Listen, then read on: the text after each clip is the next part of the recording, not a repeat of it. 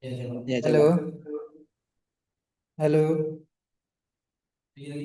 cek, halo. Nah, halo, halo. Di sini saya, oh, dengar, dengar, Pak. Di sini saya akan dengar keras, keras, keras. Berarti berapa kaidah ini?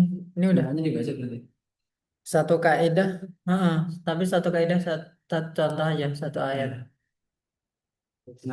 Berarti empat, empat ya. Satu orang empat kaidah ya. Ada 13. Ya udah ya. Yang pertama lima aja. Eh, nggak ada yang pertama empat aja. Yang terakhir lima apa? Yang pertengahan. Yang pertengahan lima aja ya. Itu perjalanan. Ah, Oh, oke. berarti kayak aku. Enggak. Aku langsung aja dari pendahuluan. Oh, enggak. Biar kita enggak gonta-ganti gitu loh ke sininya. Aku udah. Aku dari pendahuluan sampai empat kaidah. Nah itu yang Mas Dama ntar lima tengah antum empat terakhir sama kesimpulan sama soalnya nggak usah dibaca aja. Hmm. Oke, langsung ya. Bismillahirrahmanirrahim. Assalamualaikum warahmatullahi wabarakatuh. Teman-teman yang dimuliakan Allah, Alhamdulillah pada kesempatan kali ini kita akan mempresentasikan tugas dari matkul Qawaid Tafsir. Kita adalah kelompok terakhir yang mendapat tugas untuk presentasi kaidah-kaidah umum.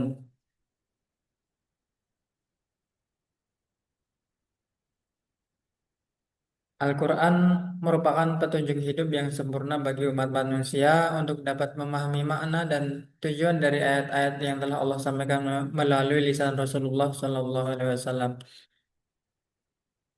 Pada kesempatan kali ini kita akan mempelajari tentang kaidah-kaidah umum. Harapannya dengan mempelajari kaidah-kaidah umum dari ilmu tafsir ini bisa memudahkan kita untuk memahami Al-Quran.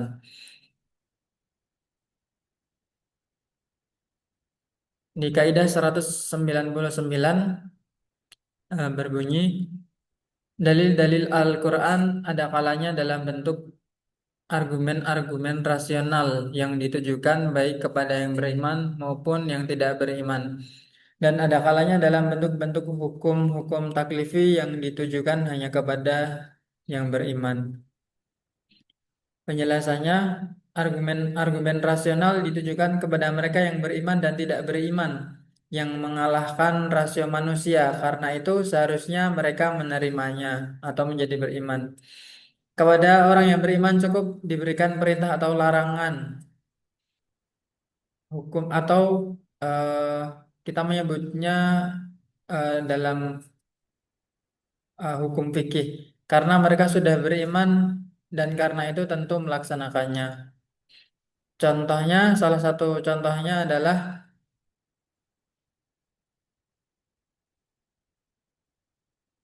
mattakhadallahu min waladin wa ma kana ma'hu min ilahin idza la dhahaba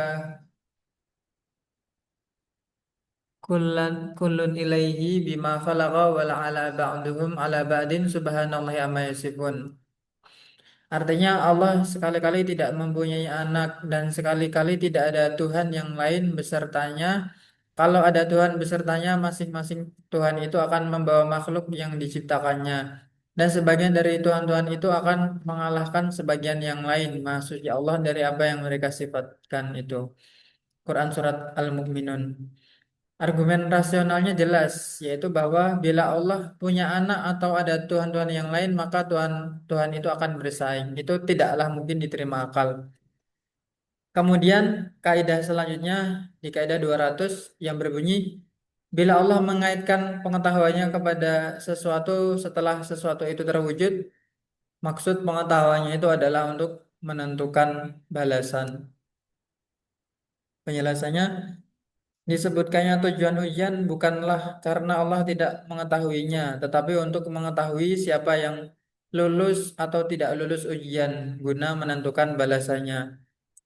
Contohnya adalah di Quran surat Al-Maidah ayat 50 ayat 94. Wahai orang-orang yang beriman, sesungguhnya Allah akan menguji kamu dengan sesuatu dari binatang buruan yang mudah didapat oleh tangan dan tombakmu, supaya Allah mengetahui orang yang takut kepadanya. Biarpun ia tidak dapat melihatnya, barang siapa yang melanggar batas sesudah itu, maka baginya azab yang pedih.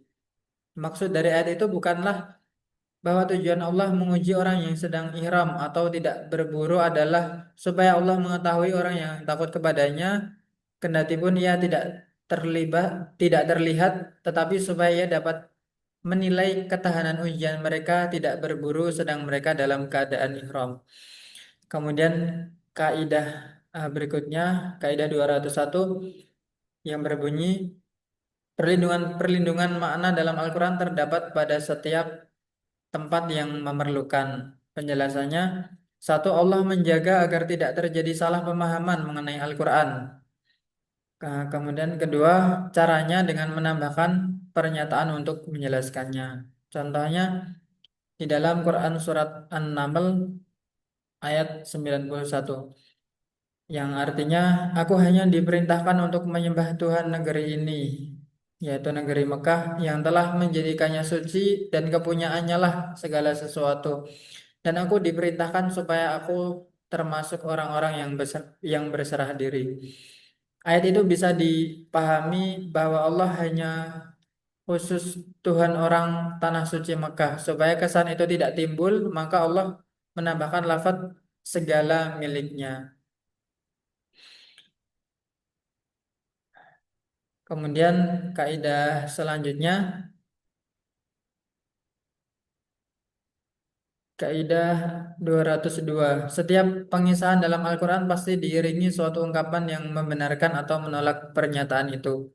Penjelasannya, pernyataan dalam Al-Quran selalu diiringi keterangan yang menolaknya, yang menunjukkan ketidakbenarannya atau didiamkan, yang mengisyaratkan bahwa pernyataan itu benar atau jelas-jelas didukung. Contohnya adalah ada di Quran Quran surat Al-An'am ayat 91 yang artinya dan mereka tidak menghormati Allah dengan penghormatan yang semestinya dikala mereka berkata Allah tidak menurunkan sesuatu pun kepada manusia. Katakanlah siapakah yang telah menurunkan kitab Taurat yang dibawa oleh Musa sebagai cahaya. Nah, berita yang tidak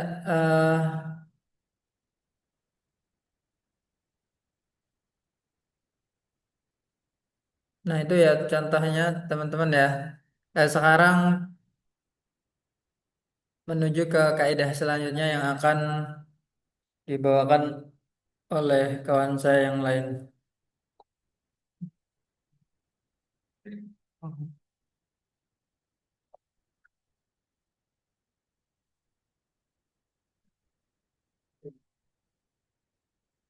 Oke, di sini saya akan menyampaikan kaidah 203.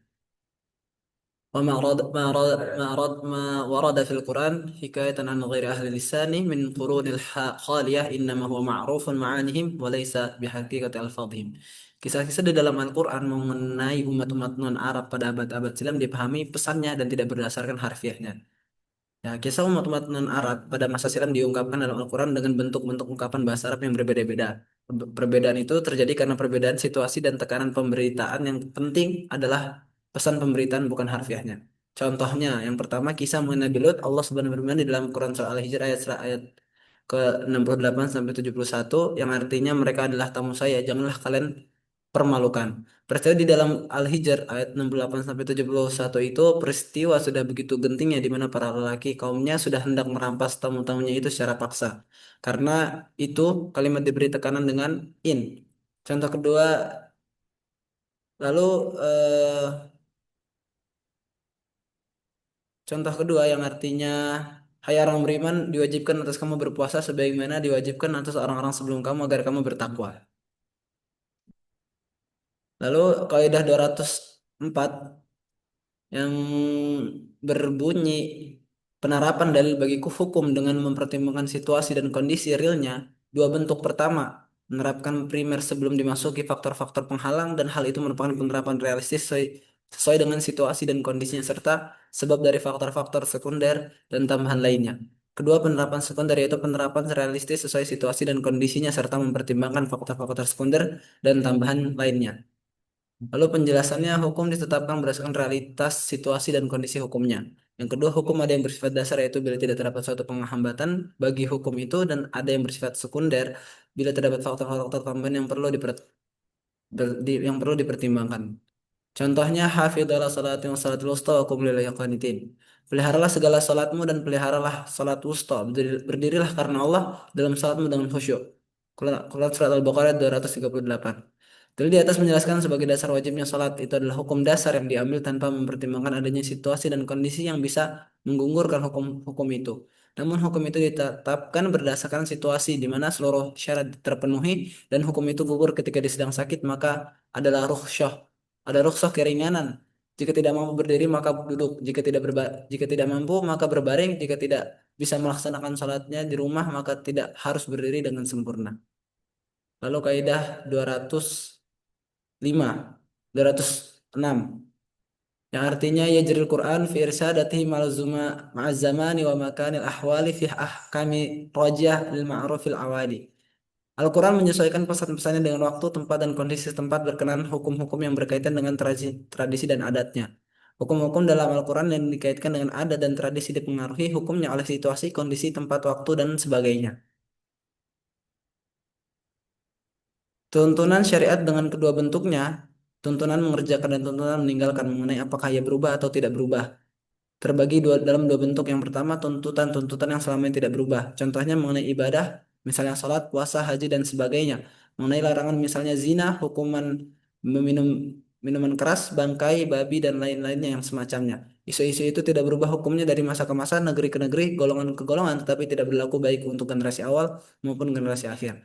Bentuk pertama ini bukan yang dimaksud kaidah ini. Kedua, tuntunan-tuntunan yang ada kaitan dengan tradisi dan adat istiadat namun isi hukumnya berbeda-beda dari waktu ke waktu, negeri ke negeri, dan situasi ke situasi. Bentuk tuntunan seperti ini memungkinkan manusia akan mendapatkan tradisi, adat istiadat, kemaslahatan tertentu pada waktu tertentu sebagai pertimbangan hukum. Inilah masalah yang ditunjukkan oleh kaidah ini. Contohnya dalam surat Al-Isra ayat ke-23, wabil walidaini ihsana, dan berbuat baiklah kepada ibu bapamu sebaik-baiknya. Ayat itu tidak menentukan bagaimana bentuk berbuat baik itu, yang jelas ia mencakup perbuatan, perkataan, penghormatan, dan tindakan yang sesuai dengan apa yang baik pada suatu waktu atau tidak baik pada waktu lain. Begitu juga masalah kedurhakaan dan berbuat jahat kepada mereka. Kriteria kriterianya dipengaruhi tradisi yang berlaku pada suatu waktu. Sampai 207. Oke, mungkin sekarang akan dilanjutkan oleh rekan kami yang akan melanjutkan presentasinya.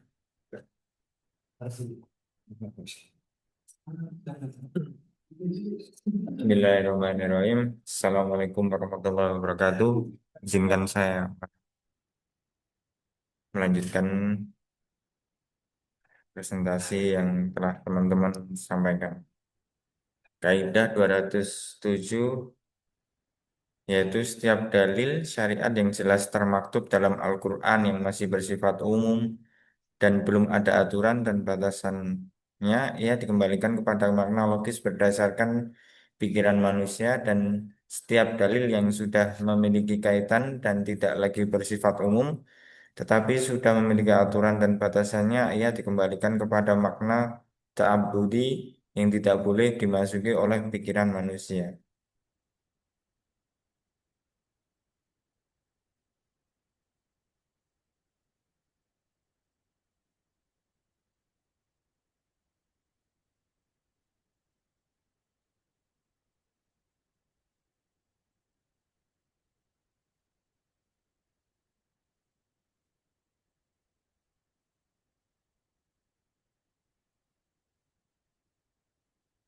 Ini penjelasannya.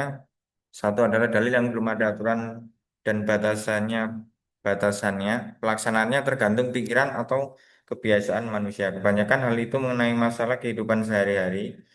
Dalil yang sudah ada aturan ketentuannya, pelaksanaannya perlu didasarkan pada aturan dan ketentuan itu. Kebanyakan hal itu mengenai ibadah. Hukum syariat pasti mengandung dua aspek, diketahui batasan dan tafsirannya. B. Diterapkan menjadi salah satu hukum yang lima. Bila kita menemukan syari telah menetapkan salah satu hukum yang lima itu, wajib, sunnah, haram, makruh, dan mubah, kita perlu perhatikan apakah syari menjadikan hukum untuk hambanya atau sudah mereka ketahui dan bisa mereka lakukan, bahkan agama meminta agar mereka memperhatikan tradisi itu. Contoh, contohnya misal firman Allah, wa asiru kunna bil ma'ruf, dan pergaulilah mereka sesuai kepatutan. Kebanyakan kasus ini kita temukan berkenaan masalah-masalah kehidupan sehari-hari yang maknanya dapat dijangkau akal, sepertinya masalah keadilan, kebaikan, sabar, syukur, dan lain-lainnya. Berkenaan masalah-masalah yang diperintahkan dan seperti zolim keji, munkar kejam, dan melanggar janji berkenaan dengan masalah-masalah yang dilarang. Itulah yang dimaksud kaidah di atas. Setiap dalil syariat dalam Al-Quran yang masih bersifat umum belum ada aturannya dikembalikan kepada makna logis. Yang selanjutnya kaidah 208 yaitu setiap perbuatan yang diperintahkan atau yang dilarang yang masih bersifat umum dan belum ada batasan dan ketentuannya, perintah atau larangan itu tidak sama intensitas hukumnya pada setiap unsurnya. Perintah atau larangan yang diungkapkan secara umum tanpa batasan berbeda-beda, intensitas, tingkat wajib atau haramnya pada unsur-unsurnya.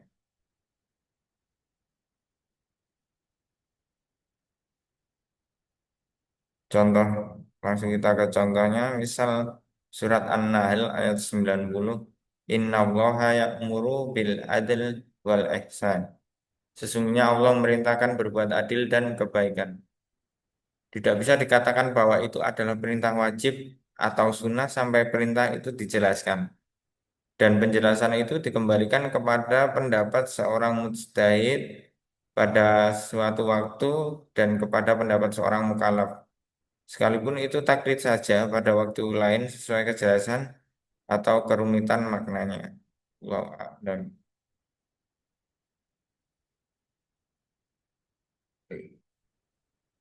Kita lanjut langsung ke kaidah 209.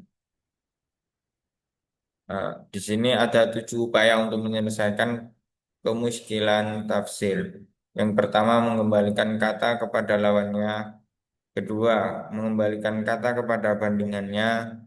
Ketiga, memperhatikan informasi, syarat, atau penjelasan berbeda yang berkaitan dengannya.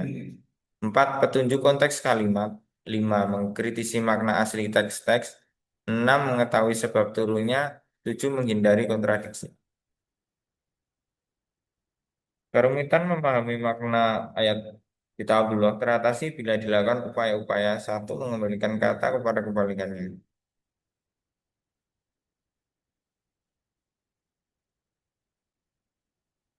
Dengan cara yaitu dengan mengembalikan perintah menjadi larangan atau sebaliknya. Ucapan Anda misalnya, jangan lakukan itu atau itu. Bila Anda balikan kepada perintah, bunyinya adalah laksanakan ini atau ini, artinya laksanakan salah satu yang manapun dari keduanya, maka makna larangan itu adalah jangan laksanakan salah satu pun dari keduanya. Contoh-contohnya. Contoh firman Allah pada surat Al-Insan ayat 24, wala tuti minhum innama au kuf au kufur. Dan janganlah kamu ikuti siapa yang berdosa dan yang kafir. Makna adalah dan jangan patuhi baik yang berdosa dan maupun yang kafir, karena kita bila mengembalikannya ke lawannya yaitu perintah, maka maknanya menjadi patuhilah baik yang berdosa maupun yang kafir. Artinya salah seorang pun mereka berdasarkan hal itu maka makna ayat itu adalah jangan patuhi salah seorang pun dari mereka.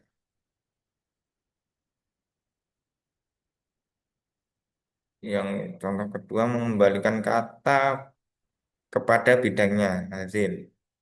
Ini dilakukan dengan mencari kata-kata yang mirip kata itu dalam Al-Quran di mana akan ditemukan pada suatu tempat yaitu bersifat global, di tempat lain memiliki batasan, di satu tempat bersifat umum, di tempat lain bersifat khusus, dan di satu tempat bersifat garis besar, di tempat lain bersifat rinci dan sebagainya. Misalnya pembayaran denda dengan memerdekakan budak. Pada beberapa tempat budak itu bersifat umum, tapi pada tempat lain diberi katanya mukminah. Dengan begitu diketahui bahwa yang dimaksud dengan budak itu adalah budak perempuan beriman tersebut. Kita langsung ke kaidah yang selanjutnya,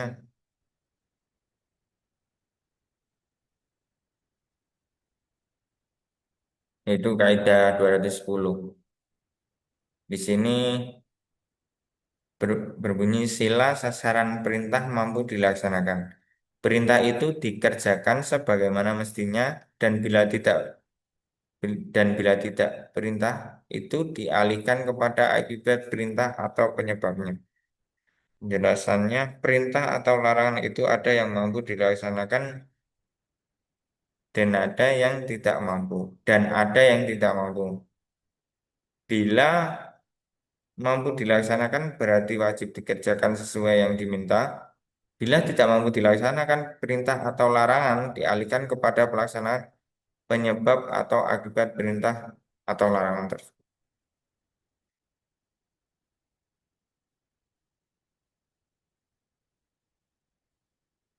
Tentunya agama agar sesuatu dikerjakan atau tidak dikerjakan ada yang materinya berada dalam kemampuan mukallaf melaksanakannya, bentuk seperti itu wajib dikerjakan dan sesuai kemampuannya.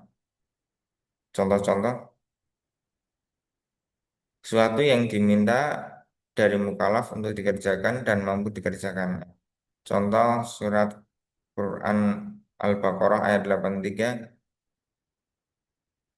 Waku, wak, ucapkanlah kata-kata yang baik kepada manusia, dirikanlah sholat dan tunaikanlah zakat. Tuntutan itu di dalam batas kemampuan manusia karena itulah mereka diminta mengerjakannya. B. Sesuatu yang diminta dari mukallaf untuk dikerjakan, sedangkan ia tidak mampu mengerjakannya, lalu tuntutan dialihkan kepada mengerjakan penyebabnya. Di sini ambil contoh Quran Surat Ali Imran ayat 133. Dan bersegeralah kepada ampunan dari Tuhan kalian dan kepada surga yang luasnya langit dan bumi yang disediakan untuk orang-orang yang bertakwa. Makfirah kemampuan itu dikaitkan kepada Allah pada padahal perbuatan itu di luar kekuasaan manusia untuk tercapainya. Oleh karena itu, tuntunan dialihkan kepada penyebab kemampuan itu, yaitu beriman dan berbuat baik. Artinya yang perlu dikerjakan adalah beriman dan berbuat baik itu. Yang setelahnya adalah kaidah 211. Bila syari mengharamkan suatu kategori yang belum spesifik, itu berarti yang diharamkan itu seluruh kategorinya agar dihindari, atau yang diharamkan itu kategori tertentu saja. Penjelasan bila yang dilarang bersifat umum dan yang dilarang itu terdiri banyak kategori, maka keharaman itu meliputi semua kategori itu. Atau keharaman itu hanya kategori yang didukung dalil lain. Pendapat kedua dipandang lebih kuat di antara bentuk nyata atau real. Perintah Allah adalah memerintahkan suatu kategori atau bagian yang tidak tertentu dari kategori itu. Bentuk seperti itu kedudukannya jelas, yaitu bahwa sebagian yang terkandung dalam kategori itu harus dikerjakan. Contoh pertama, surat Quran Al-Baqarah ayat 254. Ya ayyuhalladzina amanu anfiqu mimma razaqnakum. Hai orang-orang yang beriman, belanjakanlah sebagian dari rizki yang telah kami berikan kepada kalian. Maksud di situ adalah berinfak sebesar apapun wajib dikerjakan. Contoh kedua, Quran surat An-Nur ayat 33. Dan berikanlah kepada mereka sebagian dari harta Allah yang dikaruniakannya kepada kalian. Memberi sebesar apapun itu wajib dikerjakan. Contoh ketiga, namun ada bentuk perintah lain yang berbeda dengan bentuk di atas. Bentuk ini adalah larangan syariat terhadap sebagian aspek kategori yang masih bersifat umum yang belum ditentukan unsurnya.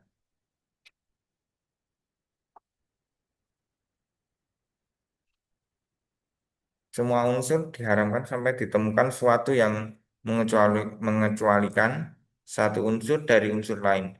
Hal itu supaya diperoleh kepastian bahwa bagian-bagian yang lain juga haram yang harus dijauhi pula karena bila tidak demikian haram seluruhnya. Hal itu tidak mungkin di samping bahwa lahirlah teks bagi kebahasaannya dan menunjukkan keharaman tentu itu saja. Itulah makna yang dikandung bagian pertama kaidah di atas. Langsung ke yang berikutnya. Kaidah 212. Selama firman syar'i dapat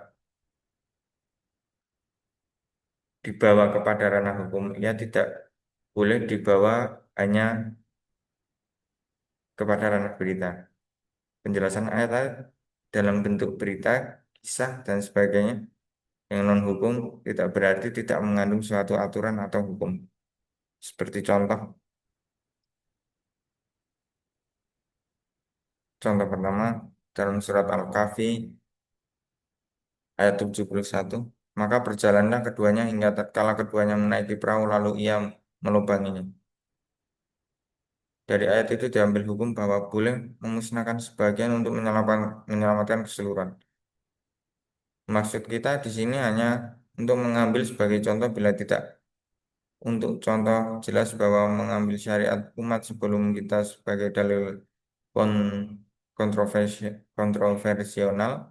Namun dengan contoh itu jelas bahwa syariat umat sebelum kita dapat dijadikan landasan pendapat istihad untuk menjadikan syariat bagi kita selama belum dibatalkan. Yang terakhir adalah kaidah 213. Takjub di samping menunjukkan bahwa Allah menyenangi perbuatan itu, ada kalanya juga menunjukkan bahwa ia memurkainya, menolak dan tidak baiknya perbuatan tersebut atau menunjukkan bahwa ia menolaknya secara halus dan bahwa mengerjakannya tidak baik. Penjelasannya, ayat yang mengungkapkan atau keheranan Allah tidak selalu berarti bahwa Allah senang perbuatan yang dilakukan, tetapi juga bisa berarti bahwa ia marah, tidak membenarkan, atau ia menolak secara halus. Contoh ayat di sini dalam surat Ar-Ra'd ayat 13, wa in tak jaba wa ajabun qaulahum. Dan jika kamu heran maka yang mengherankan adalah ucapan mereka. Pernyataan keheranan mereka bahwa mereka akan dihidupkan kembali sekalipun sudah hancur menjadi tanah lebih menakjubkan lagi, lebih tidak layak dan tidak bisa diterima karena menghidupkan kembali itu bagi Allah lebih mudah. Dan kita langsung kesimpulan di sini. Kaidah-kaidah umum dalam tafsir Al-Quran merupakan prinsip metodologis yang bersifat lintas tema dan tidak terbatas pada satu kategori hukum atau gaya bahasa tertentu. Kaidah-kaidah ini berfungsi sebagai kerangka kerja ilmiah yang menuntun mufassir untuk memahami teks-teks wahyu secara kontekstual, objektif, dan sesuai dengan maqasid as-syariah. atau tujuan-tujuan syariat. Makalah ini mengkaji berbagai kaidah seperti perbedaan antara dalil rasional dan dalil taklifi, fungsi kisah dalam Al-Quran, penetapan hukum berdasarkan kondisi primer maupun sekunder, hingga peran adat dan konteks budaya dalam mempengaruhi hukum-hukum syar'i. Pendekatan ini menunjukkan bahwa tafsir bukanlah praktik tekstual semata, melainkan sebuah dialektika antara teks, akal, dan realitas sosial. Kaidah-kaidah tersebut juga memperlihatkan bahwa Al-Quran bukan hanya kitab spiritual dan kitab intelektual sosial yang memberikan ruang kepada akal atau realitas untuk berperan dalam memahami hukum-hukum Allah. Ini menegaskan posisi Al-Quran sebagai teks yang dinamis, inklusif, dan berkeadilan. Oleh karena itu, kehadiran kaidah-kaidah ini sangat penting dalam menjaga integritas makna dan menjauhkan dari penyimpangan tafsir subjektif yang bersandar kepada hawa nafsu. Dengan demikian, pemahaman terhadap kaidah-kaidah umum dalam tafsir menjadi syarat utama bagi siapapun yang ingin melakukan penafsiran terhadap Al-Quran secara ilmiah dan bertanggung jawab. Makalah ini telah menunjukkan bahwa dengan memahami kaidah-kaidah tersebut, seorang mufasir dapat menafsirkan ayat-ayat Al-Quran dengan metodologi yang solid, menjunjung tinggi kebenaran, serta memelihara kesucian wahyu.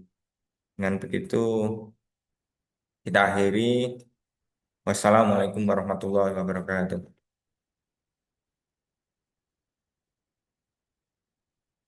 Wis maju. Hah? Wis,